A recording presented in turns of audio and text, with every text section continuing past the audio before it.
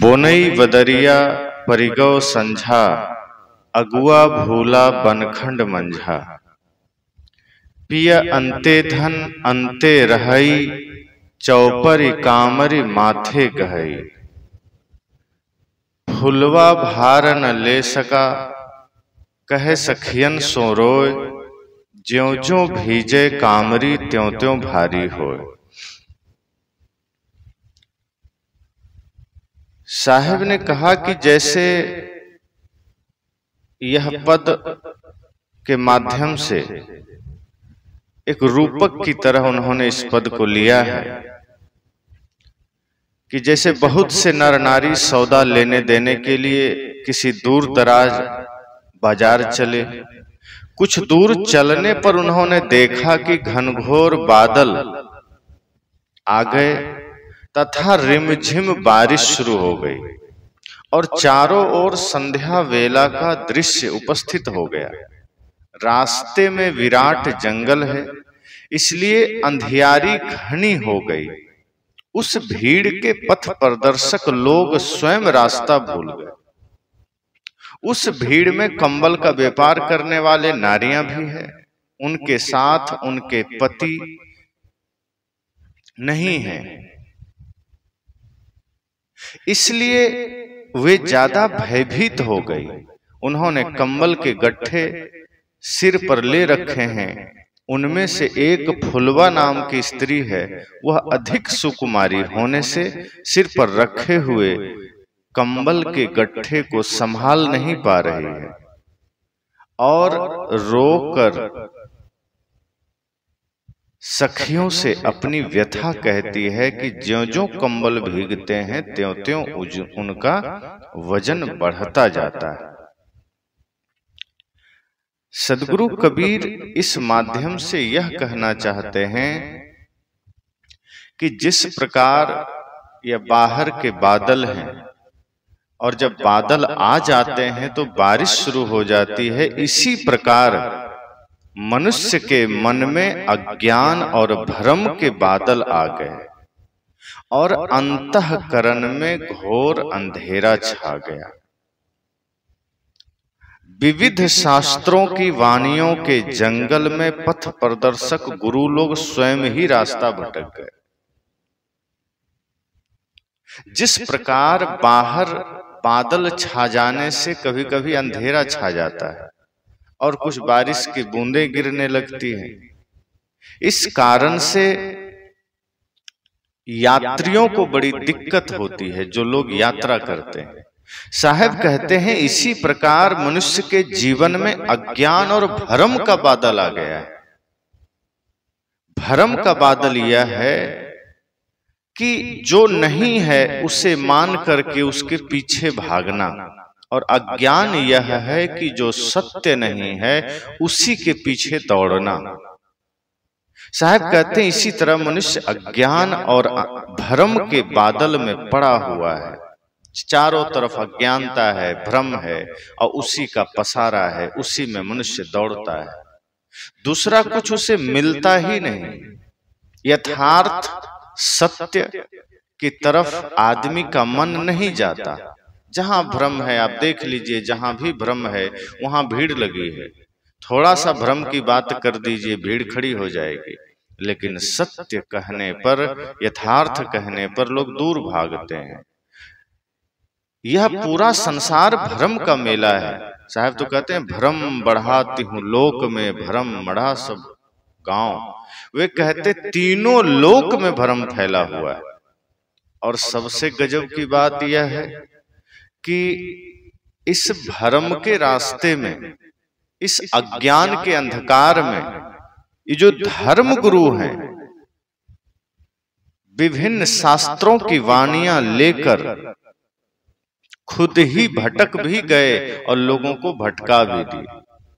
नेता लोग की वाणी से ज्यादा भरोसा लोग धर्मगुरु की वाणी पर करते हैं। अगर कोई नेता झूठा वादा कर जाए या कितना भी बढ़िया मीठा मीठा भाषण दे जाए तो आदमी यही कहता है नेता है, झूठ तो बोलेगा ही। ये 100 बात बोलेगा तो एगो काम करेगा। लेकिन व्यास गद्दी पर बैठकर कोई धर्मगुरु अगर 100% भी झूठ बोल जाए तो लोग कहेंगे जय श्री राम। वो कहेंगे कि नहीं, आपकी बात ठीक है। व्यास गद्दी पर बैठकर कोई धर्मगुरु ये कह दे कि हमारा गुरु आकाश में उड़ता है, तो आदमी कहेगा वाह सही बात है, उड़ता होगा इसका गुरु। ये भी जानना नहीं चाहता कि उड़ने का काम तो पक्षियों का है, उसके लिए पंख चाहिए, कोई शरीर कैसे आकाश में उड़ सकता है। सत्य तो यह है कि आदमी का मन आकाश में उड़ता है, शरीर नहीं उड़ता है। मन जहां चाहे वहां उड़ सकता है। तो अगर कोई आकाश में उड़ता है, उसका तात्पर्य है कि हमारा मन आकाश में उड़ता है, भ्रम के आकाश में, अज्ञान के आकाश में। साहब यह कहते हैं कि विभिन्न शास्त्रों की वाणियों के जंगल में, जैसे जंगल में आदमी रास्ता भटक जाए, इसी प्रकार तमाम प्रकार के शास्त्र हमारे बीच हैं। कल हम सब ने सुना था कि ब्राह्मणों ने अपने हिसाब से शास्त्र लिखे और अपने ही तरीके से उन्होंने एक वर्ग को शूद्र कह दिया, और यहां तक कह दिया कि अगर शूद्र वेद सुन ले तो उसके कान में रांगा डाल दीजिए या लाख भर दीजिए। अगर शूद्र वेद मंत्र उच्चारण कर लिया तो जीभ काट दीजिए, और अगर शूद्र वेद मंत्र याद कर लिया तो उसको मार दीजिए। ये तक शास्त्र में लिखा गया। और कौन लिखा? ब्राह्मणों ने ही लिखा। तो साहब कहते हैं इस धरती पर ये सारा खेल कुकर्म ब्राह्मण पुरोहितों का ही है। उन्होंने ही अपने को ऊंचा मान लिया, खुद से शास्त्र में लिख करके हम ही बड़े हैं, किसी दूसरे ने नहीं कहा। खुद कह दिया कि हम ब्रह्मा के मुख से पैदा हुए, या विराट भगवान के मुख से पैदा हुए, या हम गायत्री छंद से पैदा हुए। साहब ने कहा आदमी माता पिता से पैदा होता है, कोई छंद से पैदा होगा? कितनी नासमझी की बात है। तो अन्य अन्य महापुरुषों के नाम पर वाणियों का विस्तार किया, जाल फैलाया। कभी मनु के नाम पर, कभी राम के नाम पर, राम के कंधे पर बंदूक रख करके शूद्रों पर चलाया गोस्वामी जी ने कि राम ने शंबुक को मार दिया। जो राम जंगल में सबसे प्रेम करते हैं वो शूद्र को क्यों मारेंगे? लेकिन गोस्वामी जी को ब्राह्मणत्व का अहंकार, उन्होंने सोचा ऐसा कुछ तो लिखो जिससे लोगों को ये डर बना रहे कि भगवान शूद्रों से प्रेम नहीं करते। तो साहब ने कहा कि इस प्रकार के विभिन्न शास्त्रों का ये जंगल है। जैसे जंगल में न जाने कितने पेड़ हैं, कितने झाड़ झंखड़ हैं, लताएं हैं। कई बार घनघोर जंगल में आदमी उलझ जाता है, पता ही नहीं चलता मार्ग क्या है। साहब कहते हैं ये अज्ञानता का जो जंगल है, ये विभिन्न शास्त्रों का जो जंगल है, इसमें पथ प्रदर्शक गुरु लोग स्वयं भटक गए।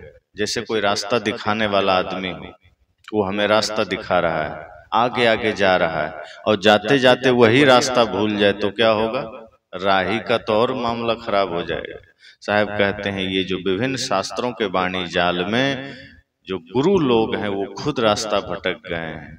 वो इन वाणियों के जंगल में खुद ही मार्ग से भूल गए हैं। अब वो जीवों को, मनुष्यों को उल्टा सीधा रास्ता दिखा रहे हैं, सत्य का रास्ता ही भूल गए। कोई बलि के बारे में बता रहा है, कोई तीर्थ के बारे में बता रहा है, कोई पूजा के बारे में बता रहा है, कोई नाम जप के बारे में बता रहा है, कोई उपवास के बारे में बता रहा है। कोई कहता है इतना पूजा कर लो कल्याण हो जाएगा, कोई कहता है बेलपत्र शिव जी पर चढ़ा दो बेटा पास हो जाएगा, कोई कहता है इतना सोमवार व्रत कर लो कल्याण हो जाएगा, कोई कहता है पूरा सावन तीर्थ कर लो पाप से मुक्ति मिल जाएगी। संतों ने व्यंग किया है। मैंने कल कहा था कि 1 महीना बोले बम और 11 महीना तौले कम, कि ऐसे लोग 11 महीना तो लोगों के साथ दुर्व्यवहार करते हैं, उसका जेब काटते हैं, अरे 1 महीना एकदम पूरा बोलबम करेंगे, जैसे सारी भक्ति उन्हीं में उतर आई है। और बाकी समय वो मांस खाएंगे, मदिरा पिएंगे, उटपटांग करेंगे, भाई भाई से झगड़ा करेंगे, माता पिता का अनादर करेंगे, पड़ोसियों से दुर्व्यवहार करेंगे, जीवों के साथ क्रूरता करेंगे। लेकिन जैसे ही सावन आया सब शुद्ध शाकाहारी वैष्णव पुजारी बन जाते हैं, जैसे इससे बड़ा धर्मात्मा कोई नहीं। और साहब कहते हैं वो डर से करते हैं ताकि 1 महीना पूजा करने से जीवन भर का पाप मिट जाए।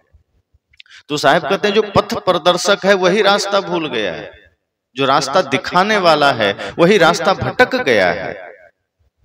आगे साहब कहते हैं, जीव अज्ञानवश परमात्मा को अपने से अलग मानकर जीवन पर्यंत खोजता रहा और बाल, कुमार, युवा एवं वृद्ध चार अवस्था वाले शरीर रूपी कंबल अथवा अज्ञान एवं विषयासक्ति से बोझिल चतुष्टय अंतःकरण रूपी कंबल के बोझ को ढोता रहा। साहब कहते हैं कि जीव अज्ञानतावश, भ्रमवश अपने से अलग परमात्मा खोजता रहा। कभी ये सोचा ही नहीं कि सृष्टि को चलाने वाला बाहर कोई परमात्मा है ही नहीं। अगर होता तो आज जीव इतना दुखी नहीं होता।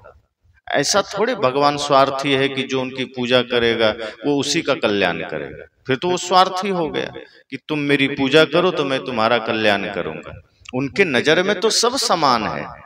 कोई पूजा करे तो भी, कोई न करे तो भी, सब पर कृपा बरसाएंगे।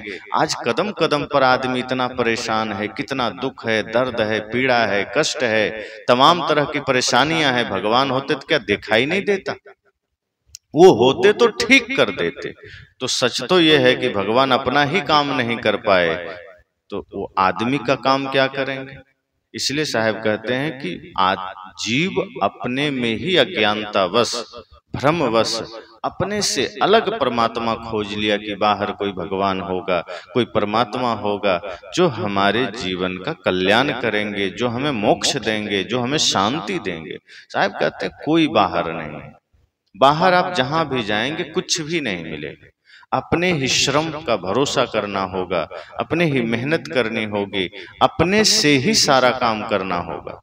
वरना ये संसार तो विचित्र है। जहां जाइए कदम कदम पर धोखा है, कदम कदम पर परेशानियां हैं, कदम कदम पर दुख दर्द है।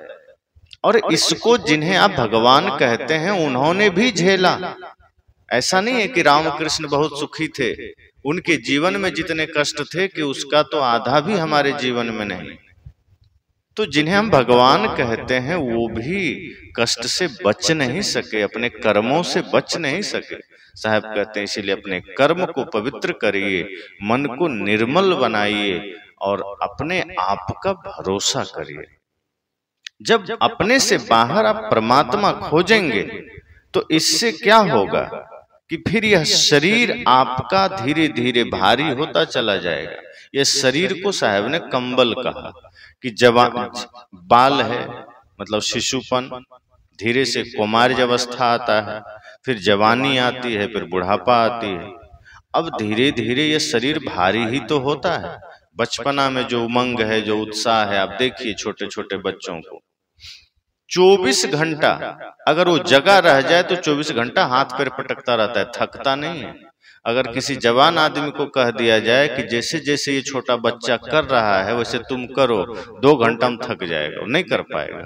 छोटे बच्चे को आप देखिए कभी स्थिर नहीं रहता है। इतनी ऊर्जा है उसके भीतर, इतनी शक्ति, इतना सामर्थ्य है कि वो कभी स्थिर ही नहीं रहता। और स्थिर रहेगा तो संभाल नहीं पाएगा। कभी सिर घुमा रहा है, कभी पैर पटक रहा है, हाथ पटक रहा है, उलट रहा है, पलट रहा है, दौड़ रहा है।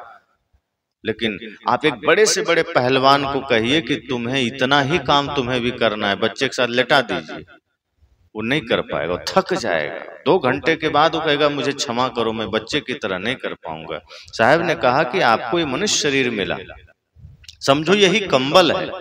जब मिला तो हल्का था, फ्रेश था, सब कुछ सही था,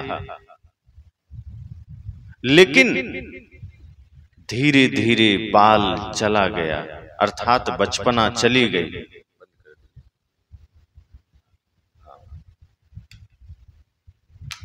बचपना चली गई और कौमार्य आ गया। अब जब कौमार्य आया, किशोरावस्था आया, वो भी धीरे धीरे भारी होने लगा।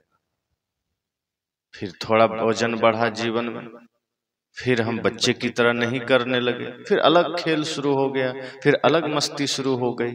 उसके बाद शादी विवाह हुआ, थोड़ी जिम्मेदारी बढ़ी, जवानी आ गई, तो जवानी का भार थोड़ा और बढ़ गया। धीरे धीरे धीरे धीरे यह शरीर अज्ञानतावश विषयाशक्ति के कारण जैसे ही हम जवानी में आए, विषय विकार दुनिया भर के तमाम समस्याएं बढ़ते चला गया और जवानी में आदमी सबसे ज्यादा भारी होने लगा। आदमी कहता है ना क्या करें, बहुत काम है, बहुत चिंता, बहुत टेंशन, ये वो। स्वाभाविक है, जो घर परिवार संसार में है दुनिया भर का टेंशन रहता है।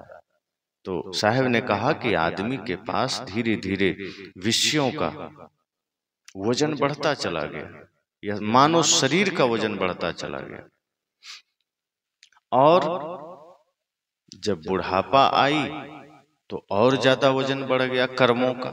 हमने जो जो कर्म किए थे, जहां जहां मन भटका था, जहां जहां मन अटका था, धन में, परिवार में, समाज में, प्रिय में, अप्रिय में, ऐसा नहीं है कि किसी प्रिय से ही मन लगता है। कोई दुश्मन है तो हमारा मन वहां भी लगा रहता है, हमारी ऊर्जा वहां भी जाती है। साहब कहते हैं कि सिर्फ अपनों में ही मन नहीं लगता है, जो हमें कभी एक गाली भी दिया होगा वहां भी हमारा मन अटका रहता है। और जहां हम ऐसा करते हैं तो हमारे मन की शक्ति क्षय होती जाती है। इसलिए साहब कहते हैं अगर आपका कोई विरोधी है, आपका कोई दुश्मन है, उसमें मन ही मत लगाइए, क्योंकि जहां आप वहां मन लगाते हैं तो मन भारी होता है, आपकी ऊर्जा कम होती है, आपकी शक्ति क्षय होती है। तो बचपना, कौमार्य, युवा एवं वृद्ध चार अवस्था वाले शरीर रूपी कंबल अथवा अज्ञान एवं विषयाशक्ति से बोझिल चतुष्टय अंतःकरण रूपी कंबल के बोझ को ढोता रहा। तो ये अज्ञान और विषयाशक्ति का बोझ हमारे जीवन में पड़ा, धीरे धीरे भारी हो गया। या फिर जो हमारा चतुष्टय अंतःकरण है, मन चित्त बुद्धि अहंकार, धीरे धीरे ये बोझिल होता चला गया, यही भारी होता चला गया। न मन से हमने कभी सही मनन किया, न चित्त से चिंतन किया, न बुद्धि का कहीं सदुपयोग किया। और अहंकार तो है ही छलावा, झूठी चीजों का अहंकार होता है। जब हमें संसार की सच्चाई का पता चल जाए तो अहंकार ही नहीं होगा। ज्यादातर आदमी को किस चीज का अहंकार होता है? नाम का, कि मेरा बड़ा नाम है, या रूप का, कि मेरा सुंदर रूप है, या फिर ज्ञान का, या धन का, बल का। साहब कहते हैं इसमें से कोई भी अस्थाई है क्या? नाम आज है कल नहीं रहेगा, रूप जवानी के बाद रूप भी ढल जाएगी, रूप का भी अहंकार व्यर्थ है। धन आज है कल नहीं रहेगा, अरे कोई नहीं लेगा तो बच्चे ही ले लेंगे, फिर तुम्हें ही तरसाएंगे। साहब कहते हैं कितना हो बड़ा धनपति हो, जब बुढ़ापा आती है तो बच्चे एक एक रुपया के लिए तरसा देते हैं, फिर मांगना पड़ता है। आपने करोड़ों कमाया, लेकिन जैसे ही बुढ़ापा आएगी समझ जाइए कि वही बच्चे फिर आपको एक एक रुपये के मोहताज बना देंगे। तो राजा से रंक हो गए कि नहीं? इसी प्रकार साहब कहते हैं पद भी चला जाता है, पद का भी अहंकार व्यर्थ है, धन का भी अहंकार व्यर्थ है, रूप का भी अहंकार व्यर्थ है। तो ये सारी चीजों का बोझ हम अपने जीवन पर लाद लेते हैं और यह जीवन बोझिल हो जाता है, भारी हो जाता है। जैसे कंबल पर पानी पड़ते जाए तो कंबल भारी हो जाता है। सूखा कंबल है तो आप 5-10 कंबल एक साथ उठा लेंगे, लेकिन एक ही कंबल पर धीरे धीरे पानी गिरता चला जाए, भरता चला जाए, तो वही कंबल भारी हो जाता है, फिर अकेला उठाना भी मुश्किल हो जाता है एक कंबल को भी। साहब कहते इसी तरह से हमारा जीवन है, तमाम तरह की बुराइयों का भार बढ़ गया, तमाम तरह की विषयाशक्ति से यह जीवन बोझिल हो गया, हमारा मन बोझिल हो गया, हमारा चित्त बोझिल हो गया, हमारी बुद्धि बोझिल हो गई। अब उसी का भार उठाया नहीं जाता, क्योंकि हमने कुछ पुण्य किया ही नहीं। पाप बहुत भारी होता है, उसके तले ही इंसान दब जाता है। एक छोटा सा भी पाप है वो हमें दबा देता है, पर हम कभी समझ नहीं पाते कि इस छोटे से जीवन में हम इतना पाप करते क्यों हैं, जो हमें ही दबा दे। साहब कहते हैं पाप कभी भी आपको हल्का नहीं रहने देता, वो कहीं ना कहीं दबाते चला जाता है। लेकिन पुण्य एक छोटा सा भी हो, निष्काम भाव से, कोई कामना ना हो, साहब कहते हैं अगर आप जीवन में कोई पुण्य करना चाहते हैं तो सबसे पहली बात कोई कामना मत रखिए। जैसे किसी भिक्षुक को आपने भोजन दे दिया, किसी भूखे को आपने भोजन दिया, किसी को 1 रुपया दिया, किसी को कुछ भी आपने दिया। साहब कहते हैं अक्सर क्या होता है कि आदमी जब कुछ देता है तो कामना कर लेता है कि बदले में हमको सही फल मिलेगा, इसका सही पारितोषिक मिलेगा, इनाम मिलेगा। साहब कहते हैं अगर आपने थोड़ा सा कुछ दान किया और बदले में कुछ अच्छा चाह लिया, बदले में कुछ फल की कामना कर लिया, तो आपका किया गया पुण्य वहीं खत्म हो जाता है। अपने बच्चों से भी अपेक्षा नहीं करें। यह साहब कहते हैं कि अगर बच्चे का भी आप सेवा कर दिए, कुछ दे दिए, कुछ पालन पोषण कर दिए, उसको समर्थ बना दिए, तो आप इतना सोचे कि मैं एक पिता हूँ, मेरा धर्म था, मेरा दायित्व था, मैंने किया, वो करे ना करे उसकी बात मुझे कुछ नहीं चाहिए। साहब कहते फिर आप देखिए कि अगर यह भाव मन में आ गया तो आपको मिलने लगेगा खुद ही, फिर आपको बच्चे देने लगेंगे, लेकिन जब चाहेंगे तो नहीं मिलेगा। संसार ऐसा है, आप कुछ लेना चाहिए तो दूर भागेगा, छोड़ना चाहिए तो दौड़ के आएगा। माया का यही रूप है कि जितना माया को पकड़ेंगे वो दूर भागेगी, और जितना छोड़ेंगे उतना आपके चरणों में आएगी। तो इसलिए साहब ने कहा कि यह शरीर पता नहीं कब विनश जाए, ये भारी हो रहा है, थोड़ा थोड़ा पाप, थोड़ा थोड़ा अपराध, थोड़े थोड़े बुरे कर्म से हमारा जीवन भारी होता चला जाता है, और हम सजग नहीं हो पाते, हम सावधान नहीं हो पाते, हमारा जीवन धीरे धीरे धीरे धीरे बुढ़ापा में चला आता है, भारी हो जाता है। साहब इसलिए आगे कहते हैं कि जब शरीर में बुढ़ापा आ घेरता है और अंग जर्जर हो जाते हैं, तब फूल का भी भार लेना कठिन हो जाता है। जब इतनी बुढ़ापा और इतना जर्जर अवस्था आ जाए कि हम अपना शरीर का भार भी उठाना मुश्किल हो जाए, हाथ भी नहीं उठता, ऐसे समय में कोई फूल भी रख दे हाथ पर तो हमें भारी महसूस होता है। एक समय होता है जब आदमी कुंटल कुंटल देह पर उठा लेता है, पर एक समय ऐसा भी आता है जब अपना हाथ भी उठाना मुश्किल होता है। उस पर एक फूल रख दिया जाए, साहब कहते हैं, वो भी कठिन हो जाता है।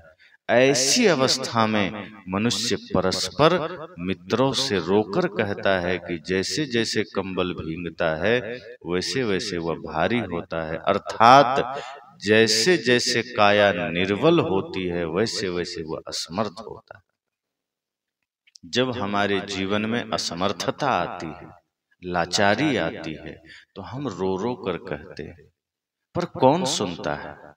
हम कितनों से रोकर कह देंगे तो कोई क्या करेगा? कुछ अपने हैं तो वो बस सिर झुका करके सुन लेंगे कि ठीक है, धैर्य रखो, अच्छा होगा। और जो विरोधी है वो सुन लिया तो हंसेगा कि अच्छा हुआ ऐसा हो रहा।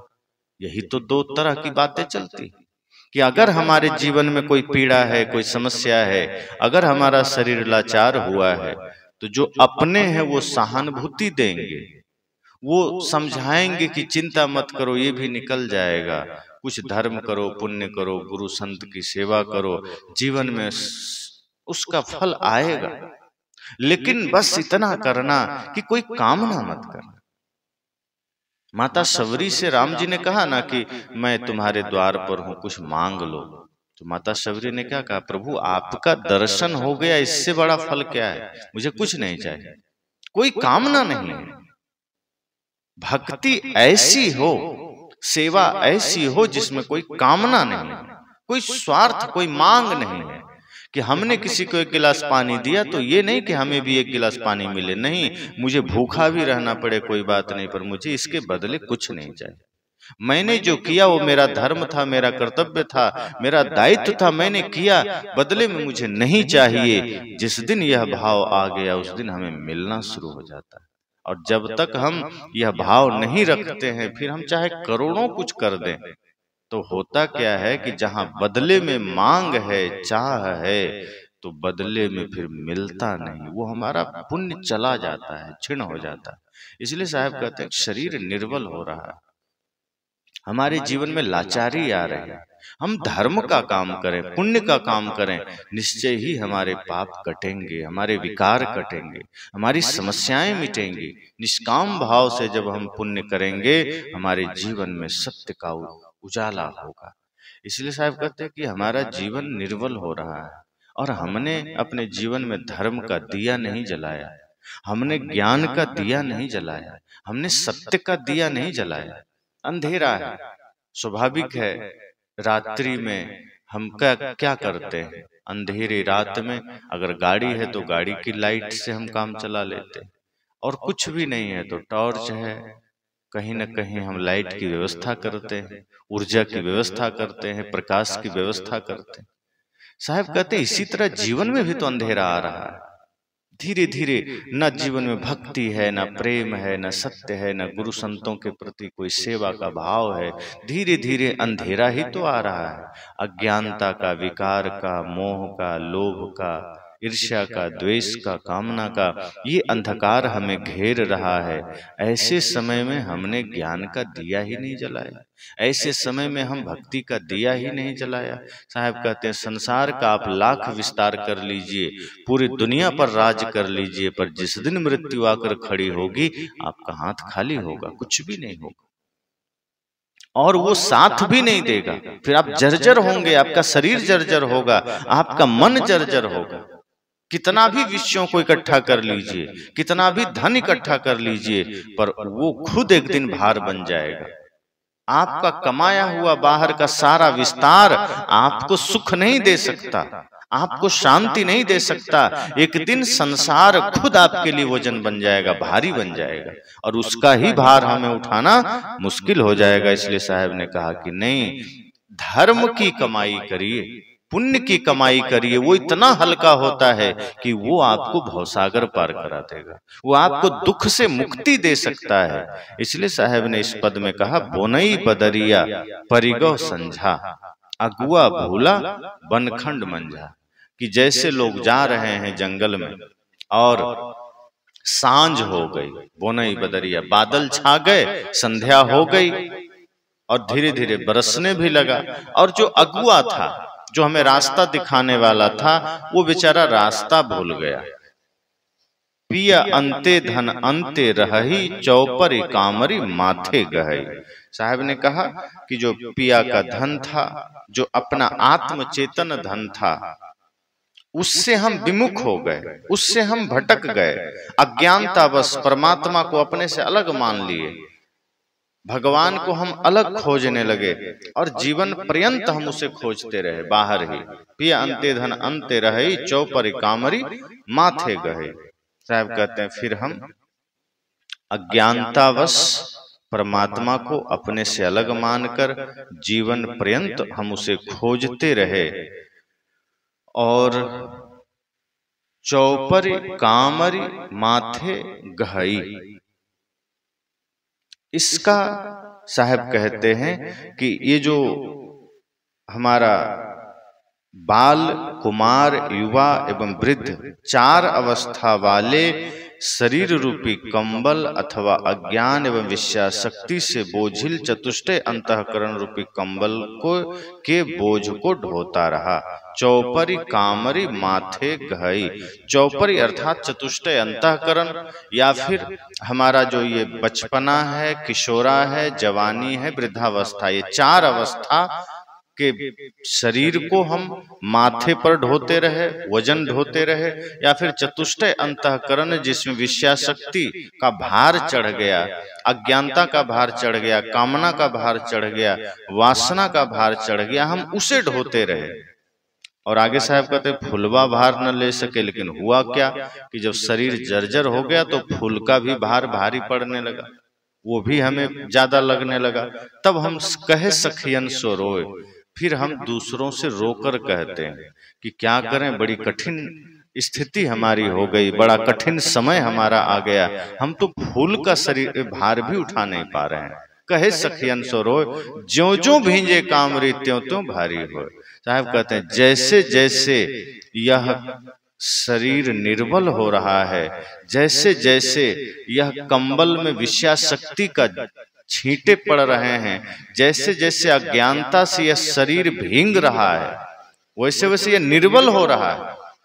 विषया शक्ति से शरीर सबल नहीं होता है, भोग से शरीर निर्बल होता है, अज्ञानता से हमारा मन निर्बल होता है।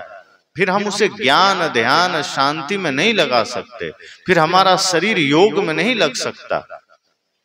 कई बार ऐसा होता है कि जैसे पेड़ में आप पानी डालिए तो पेड़ हरा भरा हो जाएगा, लेकिन उसी पेड़ में कई बार लोग गर्म पानी डाल दिया तो वो मर जाता है। तो पेड़ में पानी डालने से तो हरा भरा हो गया, पर साहब कहते हैं कि हमारे जीवन में विषया शक्ति का जल जब पड़ रहा है तो हम हरा भरा नहीं हो रहे हैं, हम मुरझा रहे हैं, हमारा शरीर निर्बल हो रहा है, सबल नहीं हो रहा है। दूध पीने से शक्ति आ जाएगी, पर शराब पीने से क्या होगा? निर्बलता आएगी। इसी तरह से यह विषया शक्ति जैसे जैसे उसका भार हम ले रहे हैं, जैसे जैसे अज्ञानता का भार ले रहे हैं, जैसे जैसे नासमझी का भार ले रहे हैं, हमारा शरीर निर्बल हो रहा है, हमारी काया असमर्थ हो रही है। फिर न यह धर्म कर सकता है, न योग कर सकता है, न भोग कर सकता है। साहब कहते हैं भोग और योग भी तो तभी होगा जब शरीर में शक्ति होगी। अब हमने इतना पाप कर लिया, इतना अज्ञानता फैला लिया, इतना अंधकार में हमने जीवन को बिता दिया कि न तो अब भक्ति हो रही है, न हम भोग ही कर पा रहे हैं, न योग हो रहा है, न भोग, न सत्य, न झूठ, कुछ नहीं। अब एकदम काया निर्बल पड़ी है, लाचार पड़ी है। इसलिए साहब कहते हैं सांझ हो गई है, जीवन की संध्या हो गई, आयु का अंतिम पड़ाव है। कौन जानता है कब विदाई हो जाए, कौन जानता है कब यहां से बिछुड़ना हो जाए। इसलिए ऐसे पथ प्रदर्शक की शरण में जाइए जो जंगल में खुद रास्ता न भटक जाए, जो खुद संसार में बंधा ना हो, जो खुद अज्ञानता में चिपका ना हो। हम तो ऐसे संत सदगुरु से दूर भागते हैं जो हमें सत्य का ज्ञान देते हैं। हम तो भ्रमिकों के पास चले जाते हैं, ढोंगी पाखंडियों के पास चले जाते हैं, जो छलते हैं, जो कहते हैं नाम जप से कल्याण हो जाएगा, जो कहते हैं मंत्र जाप से कल्याण हो जाएगा, जो कहते हैं कि हम तुमको स्वर्ग मोक्ष दे देंगे। साहब कहते हैं ऐसे पथ प्रदर्शक से बचिए जो खुद ही रास्ता भटक गया है। ऐसे पथ प्रदर्शक से दूर भागिए जो खुद ही अज्ञानता में जी रहा है। अब जिसको खुद रास्ता मालूम नहीं है, सोचिए कि वो कितना भटकाएगा जीव को। जो खुद रास्ता भूल गया वो कितने लोगों को भटका देगा। इसलिए तो मैंने कहा कि नेता जितना झूठ बोलता है उससे ज्यादा धर्मगुरु झूठ बोलते हैं। वो व्यास गद्दी में बैठकर वो कहेंगे कि राजा सगर को 60,000 बच्चे पैदा हुए उसकी पत्नी को, और आदमी मान लेता है। 1 2 4 कहे तो बात समझ में आती है, 60,000 बच्चे किसी स्त्री को एक बार में कैसे पैदा हो जाएंगे? ये बिल्कुल झूठी बात है, शास्त्र में लिखा है। आदमी कहता है किताब थोड़े झूठ होगा, अरे लिखने से थोड़े कुछ सत्य हो जाता है। शास्त्र में लिखा है, धर्मगुरु कहते हैं कि रथ के पहिए से समुद्र बन गया, कि रथ का पहिया जिधर जिधर से निकला जहां धंसा समुद्र बन गया। कितनी मूर्खतापूर्ण बात है, इतना विशाल समुद्र रथ के पहिए से बन जाएगा। शास्त्र में लिखा है राजा प्रियव्रत 11 अरब वर्ष राज्य किए। 100 वर्ष 150 वर्ष तक चलो बात समझ में आती है, 11 अरब वर्ष कोई आदमी कैसे जिएगा? वेद में भी ऋषियों ने कहा कि जीवेम शरदम शतम, कि हम 100 वर्ष जीने की कामना करते हैं। वेद के ऋषि उदार हैं, वो नहीं कहते कि हम लाख वर्ष जीने की कामना करते हैं। इसका मतलब है कि 100 वर्ष की आयु ही शरीर के लिए माना गया और उतना ही लोग जीते थे। इसलिए वेद के ऋषि ने भी कहा कि हम 100 वर्ष जीने की कामना करते हैं। तो आज भी देखा जाता है कि थोड़ा सा अंतर आया है कि पहले लोग की औसत आयु लगभग 70, 80, 90 होती थी, आज लगभग 60 है, 70 है। तो कुछ घटा है, और घटने का कारण क्या है? खान पान, वातावरण, रहन सहन। पहले शुद्ध भोजन करते थे, थोड़ा ही करते थे। आज हर चीज अशुद्ध हो गया, हमारा एक भी भोजन शुद्ध नहीं है। जो भी चावल दाल आटा हम खाते हैं वो सब यूरिया डीएपी कीटनाशक से उपजाया हुआ है। अब जो इतना जहर से उपजाया हुआ हो शरीर को क्या रक्षा करेगा। दूध पहले आदमी लेता था, थोड़ा ही अमृत का काम करता था। आज दूध भी इंजेक्शन से निकाला जाता है, गलत तरीके से दुनिया भर की चीजें खिला पिला करके। तो हर चीज दूषित हो गया, खान पान दूषित हुआ, हमारा जीने का तरीका दूषित हुआ, इसलिए आयु घट गई। साहब कहते हैं जीवन का शाम होने वाली है, इसमें ज्ञान का दिया जला लीजिए, अन्यथा एक तो चारों ओर रास्ता भटकाने वाले मौजूद हैं। धर्मगुरु जो उल्टी सीधी बातें करेंगे कि इतना जिएंगे, कोई इतना जी रहा है, कोई उतना जी रहा है, और चारों तरफ ये शास्त्रों का जाल फैला है। शास्त्र के नाम पर ही ज्यादातर समस्याएं पैदा होती है। पुरोहितों ने कहा कि हमारे शास्त्र में लिखा है, कैसे नहीं मानोगे। प्रश्न यह होना चाहिए कि भाई शास्त्र तो तुमने ही लिखा है, अपने तरीके से तुमने लिख लिया। अब मैं कोई शास्त्र लिखूं अपने तरीके से, आगे चलकर कोई कहे शास्त्र में लिखा है। आपने कुछ लिख दिया, लोग कहे शास्त्र में लिखा है, तो लिखने को क्या है, जो मनाया लिख लिया। अपनी प्रशंसा में बहुत कुछ लिख लिया और एक बड़े वर्ग को शूद्र कह करके नीच कह दिया कि तुम नीच हो। जो धोबी हमारा कपड़ा धोया वो नीच हो गया और हम गंदा करने वाला सही हो गए। ये ब्राह्मणों ने क्या कहा कि तुम नाई हो, तुम नीच हो, तुम्हारा बाल काटा वो नीच हो गया, तुम्हारे सिर की सफाई किया वो नीच हो गया, और तुम्हारा सिर गंदा था तो तुम ऊंच थे। तेली को नीच कह दिया। जिस तेली ने तेल पेरा वो तेल निकाल कर तुम्हारे घर पहुंचाया, उसी तेल को तुमने भगवान के दिए में डाल करके जलाया, उसी तेल को खाया, उसी को सिर में लगाया, वो तेल पवित्र हो गया, तेली अछूत हो गया।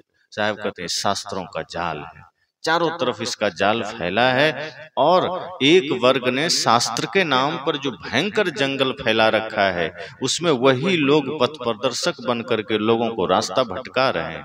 किसी को छुआछूत के नाम पर, किसी को संप्रदाय के नाम पर, किसी को जातिवाद के नाम पर, इस तरह से हम रास्ता भटकते चले जा रहे हैं। साहब कहते सच्चे गुरु की तलाश करिए, जो आपको सत्य के मार्ग में लगाएं, जो आपको यथार्थ मार्ग में लगाएं, तभी जीव का कल्याण है, तभी जीवन का सही उपयोग है।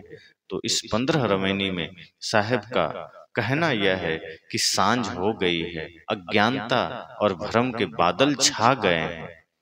धीरे धीरे इस तरह से रास्ता बताने वाला ही रास्ता भटक गया है। जिसके सानिध्य में हम गए, जिससे हम लगन मुहूर्त पूछने गए, लोग अक्सर लगन मुहूर्त पूछने पंडित जी के पास जाते हैं कि बताइए कौन सा दिन अच्छा है, कौन सा समय अच्छा है। साहब कहते वो खुद भटका हुआ है, उसका खुद समय ठीक नहीं है। हम उससे समय पूछ रहे हैं, उससे हम रास्ता पूछ रहे हैं, उससे हम जीवन का दिशा पूछ रहे हैं। साहब कहते उसका खुद का रास्ता भटका हुआ है। इसलिए ऐसे लोगों की संगत छोड़ करके सत्य की संगत में लगिए, सच्चे गुरु की संगत में लगिए। फिर पता नहीं ये शरीर की अवस्था धीरे धीरे ढल रही है, चारों अवस्था हमारी ढलती जा रही है। ज्यों ज्यों इसमें विषयाशक्ति का भार बढ़ेगा, ज्यों ज्यों इसमें आसक्ति का भार बढ़ेगा, हमारा शरीर अंतिम आते आते भारी जर्जर और कमजोर होगा। एक छोटा सा भार भी हमें भारी लगेगा। इसलिए सदगुरु की शरण में जाएं और शरीर के जर्जर होने से पहले कल्याण में लगा लें, धर्म में लगा लें। जीवन से यही मुक्ति का मार्ग है। बस।